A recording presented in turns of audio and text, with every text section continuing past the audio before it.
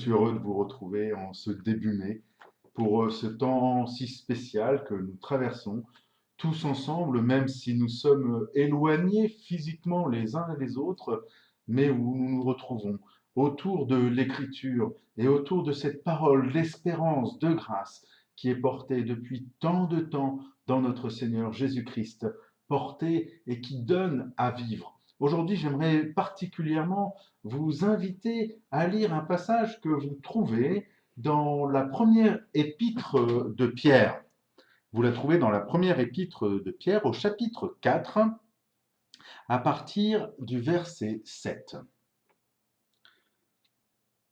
La fin de toute chose est proche. Vivez donc d'une manière raisonnable et gardez l'esprit éveillé afin de pouvoir prier. Avant tout, aimez-vous ardemment les uns les autres, car l'amour apporte le pardon d'un grand nombre de péchés. Soyez hospitaliers les uns à l'égard des autres, sans mauvaise humeur. Que chacun de vous mette au service des autres le don particulier qu'il a reçu de Dieu.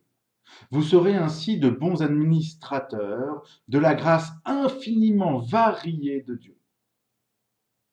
Que la personne qui a le don de parole transmette les paroles de Dieu. Que celle qui a le don de servir l'utilise avec la force que Dieu lui accorde. Il faut qu'en toute chose, gloire soit rendue à Dieu par Jésus-Christ, à qui appartiennent la gloire et la puissance pour toujours. Amen. Ici s'arrête la lecture de l'Écriture. Voilà un passage assez extraordinaire, extrêmement beau. Nous allons voir à quel point il peut être encourageant. Déjà en l'entendant, je suis encouragé. De l'amour fraternel en perspective, de l'hospitalité, des dons, de la gloire qui est rendue à Dieu. Mais pour pouvoir le comprendre, je vous invite d'abord à nous replonger dans le contexte de cet écrit. La première épître de Pierre, elle est écrite dans un contexte de persécution, elle est écrite dans un contexte d'oppression. Alors que ce soit du temps de Néron, de Domitien, quel que soit le temps dans lequel elle a été écrite, il est important de noter que Pierre lui-même, depuis qu'il suit le Seigneur Jésus, depuis que l'Esprit Saint est descendu, depuis qu'il est parti annoncer le ressuscité, celui qui l'a vu, celui en qui il croit, Pierre connaît la persécution. Il a été plusieurs fois en prison, même si lui libéré, mais il a vu à côté de lui Jacques, alors que lui libéré de prison, mourir sous les coups pour le nom de Jésus-Christ. Pendant ce temps, Néron, à Rome, va donner le prétexte de l'incendie de Rome sur le nom des chrétiens. Et donc nous voyons apparaître déjà très très tôt, nous sommes autour de 64-68 avant Jésus-Christ, une persécution qui commence à naître, qui va prendre une ampleur extrêmement grande dans les années 80-90 avec Domitien et qui va continuer ensuite. Nous sommes donc dans un contexte extrêmement tendu, un contexte d'incertitude dans lequel ces nouveaux convertis, ces nouveaux convertis à Jésus-Christ ressuscité, ne savent pas comment vivre. Ils ont une base de foi, pour la plupart basée sur un judaïsme, sur une expérience qui est portée de génération en génération, mais voilà que tout à coup, l'ensemble de leurs références, la référence ultime, la référence qui est Jésus-Christ, lui qui est ressuscité, qui a vaincu la mort, comment résonne-t-il dans nos vies lorsque, face à cette mort vient frapper à notre porte? Nous pouvons donc voir aussi dans le contexte de l'écrit de l'épître de 1 Pierre, aussi un contexte de confinement. Ce n'est pas le confinement tel que nous le connaissons, c'est un confinement bien différent. Un confinement dans lequel nous avons peur qu'un voisin nous dénonce, que quelqu'un nous nomme, dans lequel la stigmatisation commence, dans lequel le fait d'être nommé comme secte chrétienne, comme chrétien, peut avoir des répercussions allant jusqu'à notre arrestation, notre emprisonnement et pour certains la mort. Rappelez-vous, Jacques meurt alors que Pierre est libéré de prison. Voyez donc un contexte d'oppression compliqué. Et dans ce contexte, la prière naturelle, le regard naturel, l'attente naturelle que nous avons vers Dieu est de crier à lui pour pouvoir retrouver une vie paisible, pour pouvoir sortir de notre Égypte, sortir de notre esclavage, sortir de la Babylone qui nous emprisonne, sortir de cette Rome qui en veut à notre vie, de sortir de cette influence que la synagogue fait peser sur nous, nous ostratisant et nous amenant vers l'extérieur. Nous aspirons à retrouver la paix, à retrouver quelque chose de serein. Comme nous, aujourd'hui, alors que nous entendons les effets à la télévision, lorsque nous entendons notre gouvernement annoncer le début d'un déconfinement tout aussi incertain à partir du 11 mai, à partir de début juin peut-être, fin juin, juillet, août, quelque part avec beaucoup d'incertitudes, nous aspirons quelque part à respirer et nous dire enfin nous allons peut-être retrouver notre vie d'antan. Ou en tout cas en tant que chrétiens, nous aspirons aussi à nous dire que derrière ce confinement, ce qui est important pour nous, c'est de retrouver la spiritualité qui m'importe, celle qui est importante pour moi, celle dans laquelle je pouvais me nourrir avant. Je vous invite à écouter ce texte. Vous voyez le rapprochement que l'on peut faire tant pour justement les auditeurs, ces premiers chrétiens auxquels Pierre s'adresse, et nous-mêmes. Voilà qu'à ces chrétiens, toute l'épître de Pierre va essayer de répondre, parlant de l'adversité, de proclamer le nom de Jésus-Christ, et parlant de ces points. Et c'est pour ça que là, vers la fin de cette épître, nous avons ici une ébauche de conclusion. Nous avons une conclusion qui vient couronner l'ensemble de son raisonnement, et une conclusion qui commence comme ceci. La fin de toute chose est proche. Vivez donc d'une manière raisonnable et gardez l'esprit éveillé afin de pouvoir prier. La fin de toute chose est proche. Voilà déjà une expression qui peut nous faire peur dans le contexte actuel. Quelle fin de toute chose? La fin de toute chose comme la fin des temps, la fin de toute chose comme la destruction, la fin de toute chose comme la mort. Il faut comprendre ici la fin de toute chose comme le fait que ce qui nous me définit, comme le fait que cette oppression qui existe pour les chrétiens, comme le fait que le confinement, que la maladie, que n'importe quelle situation que je vis, l'oppression d'un mari violent, la pression qui peut exister au travail, la situation qui existe par une maladie récurrente qu'il peut y avoir en moi, toute situation dans notre vie, toute situation, tout ce qui fait que tout à coup je me sens défini par cela, la fin de toute chose est proche. C'est-à-dire que ce qui me définit, ce qui amène à me considérer comme confiné, comme oppressé, comme dans une situation de tension, tout cela a une fin. Et si cela a une fin, ça veut dire qu'il y a une autre histoire, qu'il y a une autre lecture, qu'il y a une autre manière de le vivre. Et c'est donc ici déjà une parole de l'espérance extraordinaire, non pas d'annoncer la fin de toute chose comme une destruction et quelque chose qui finit tout, mais la fin de toute chose comme l'affirmation que rien de ce qui est aujourd'hui, qu'il ce soit positif ou négatif, mais qui m'oppresse, qui me définisse ou qui m'enferme, ne peut perdurer parce qu'il y a quelque chose de bien plus grand qui appartient à l'œuvre du ressuscité.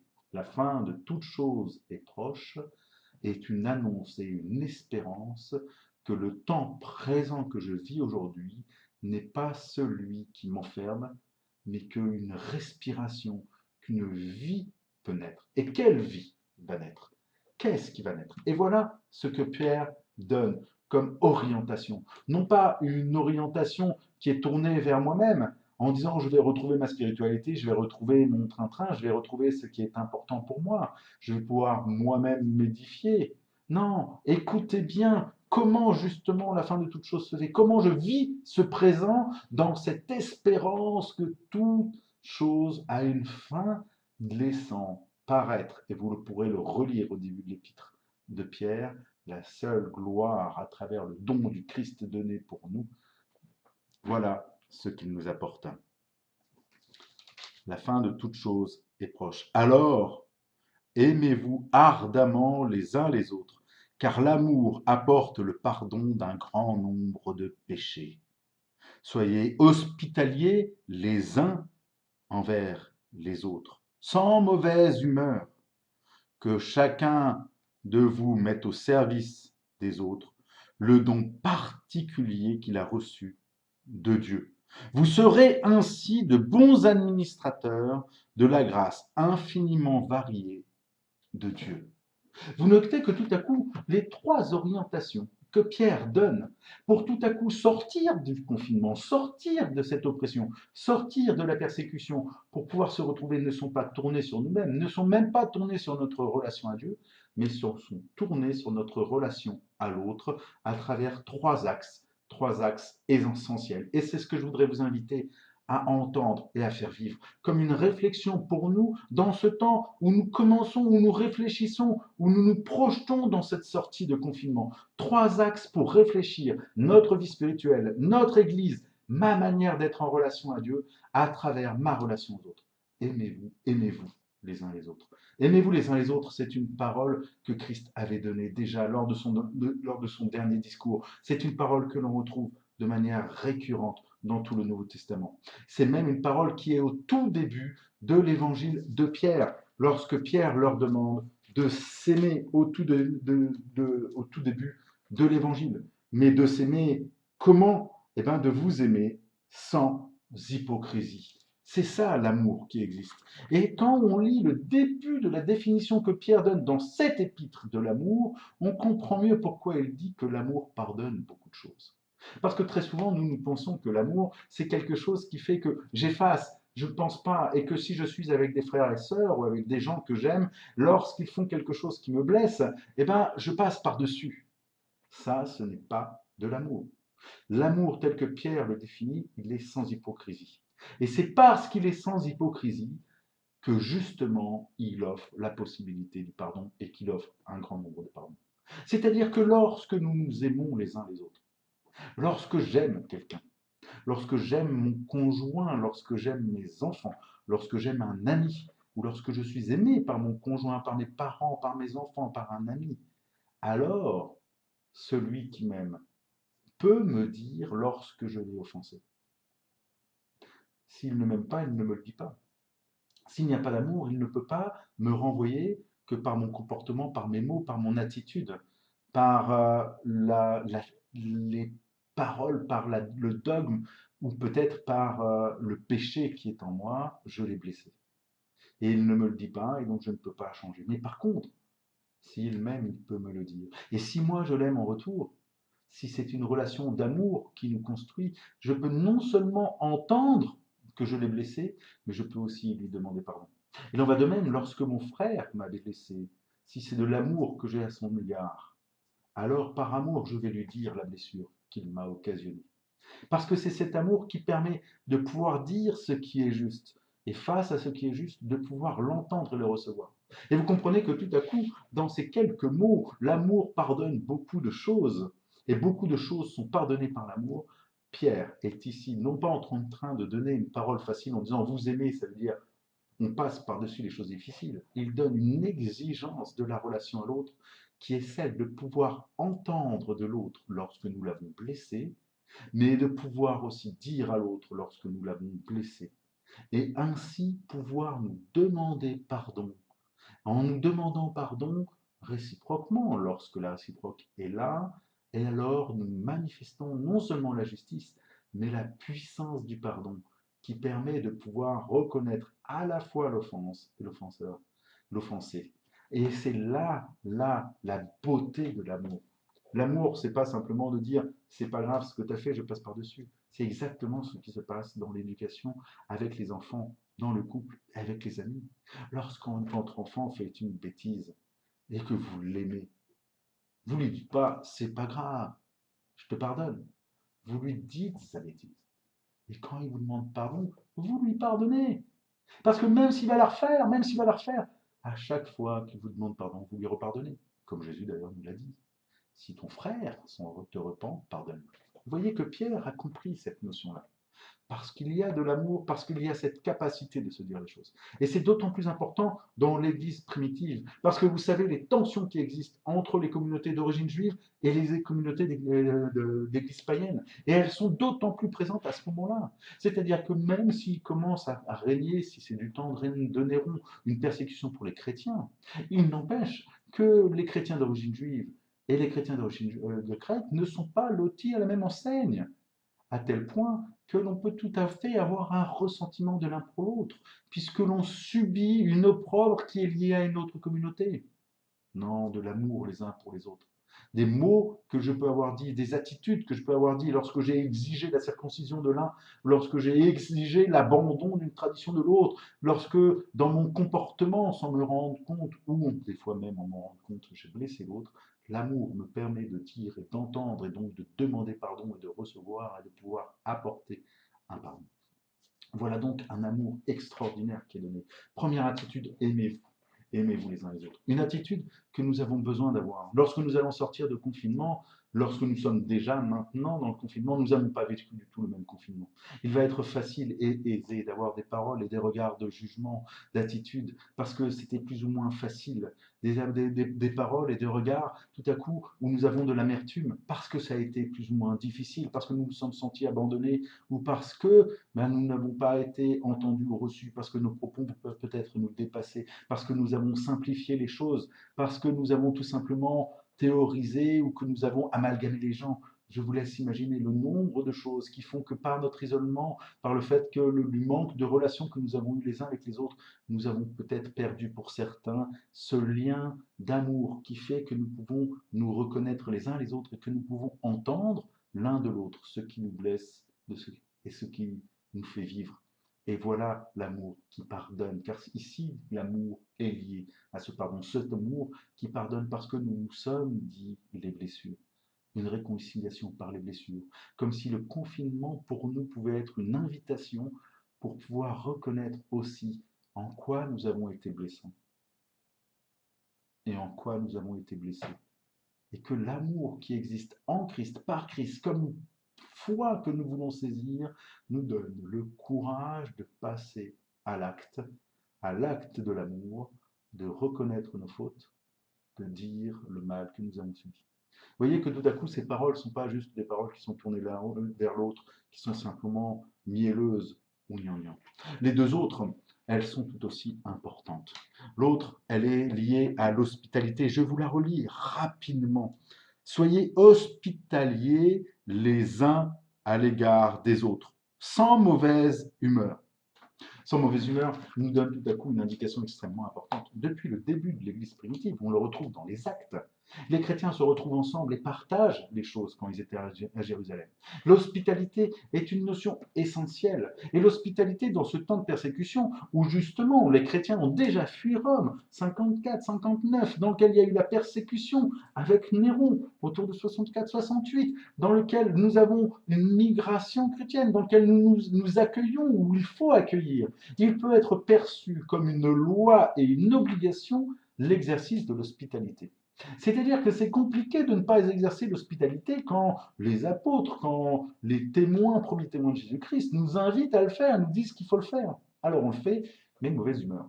Moi, j'ai déjà rencontré quelques personnes, et ça m'est déjà arrivé, d'inviter quelqu'un et pas être de bon poil. Alors je le fais, mais je le fais ressentir.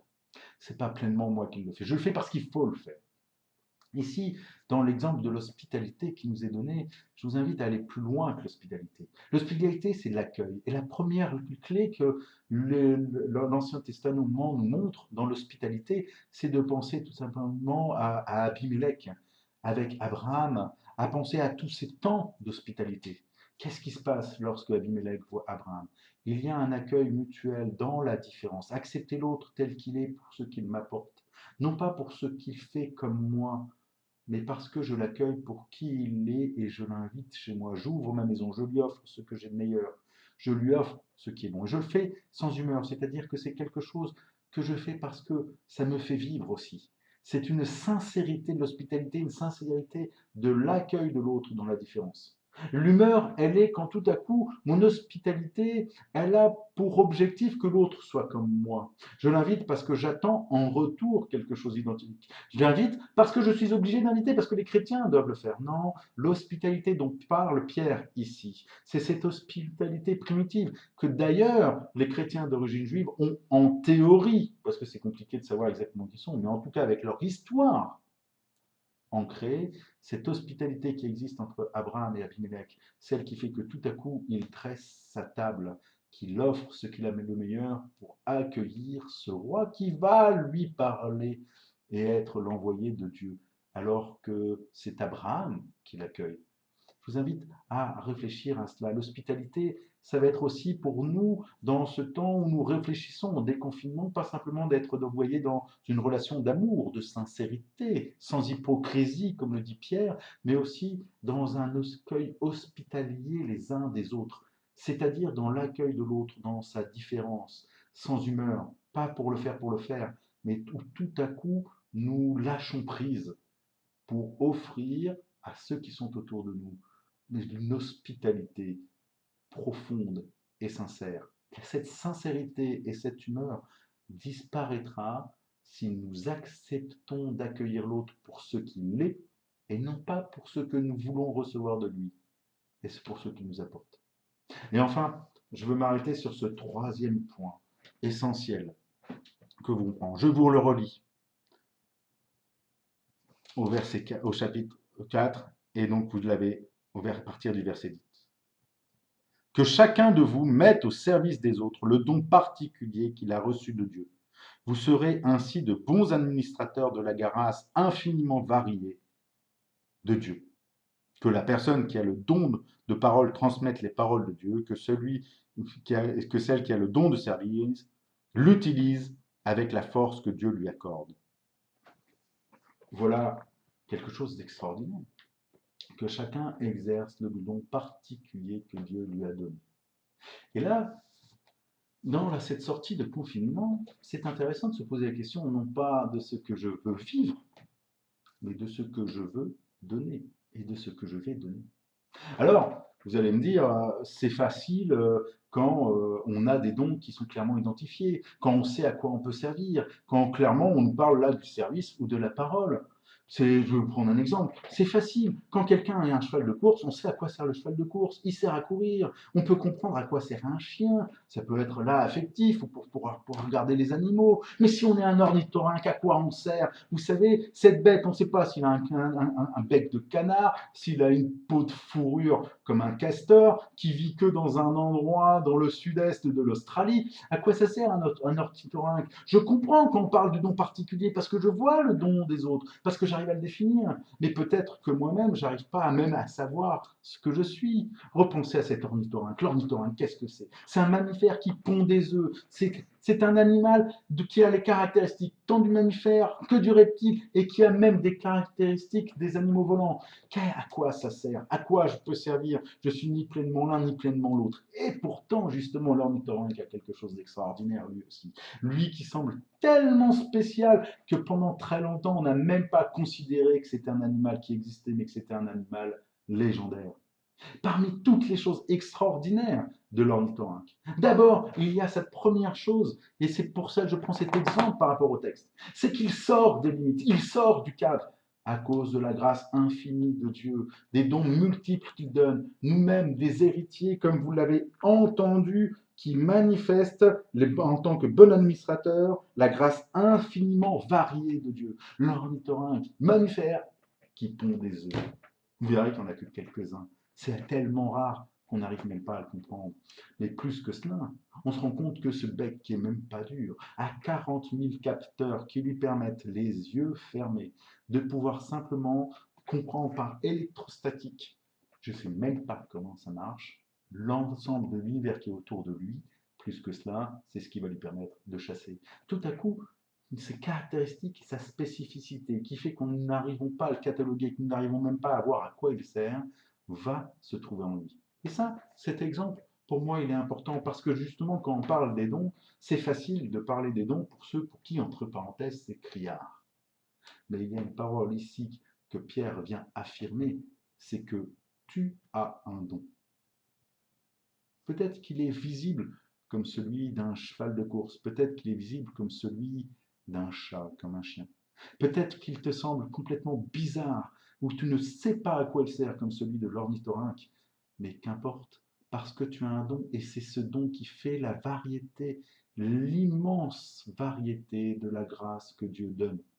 Et l'exemple qu'il donne derrière est extraordinaire, parce qu'il met sur le même plan le don de la parole et le don du service. Ces deux dons qui ont été mis presque en opposition pour certains au début des actes où les apôtres ont voulu se séparer du service à travers les diacres, voilà que Pierre, ici, avec beaucoup de maturité, dit que ces dons sont de même valeur, parce que ce qui est important, c'est que chacun de ces dons qui exerce a pour objectif d'être exercé pour l'autre, et qu'en l'exerçant pour l'autre, nous rendons gloire à Dieu par Jésus-Christ.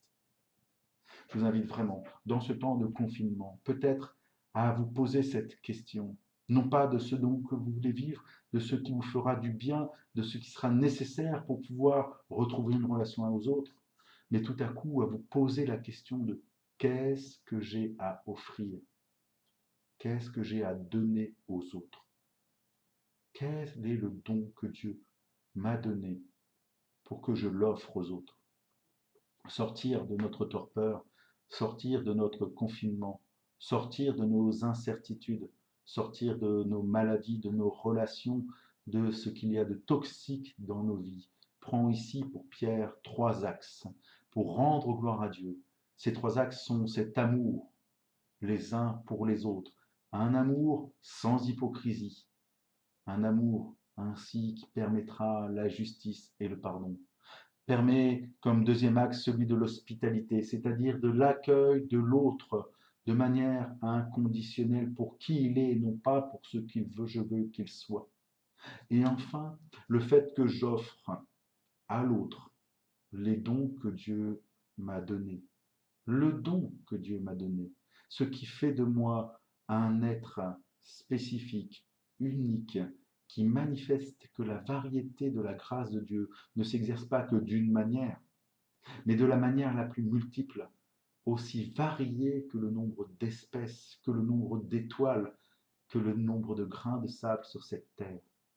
Les dons, le don que Dieu t'a donné, a pour objectif d'être pour l'autre.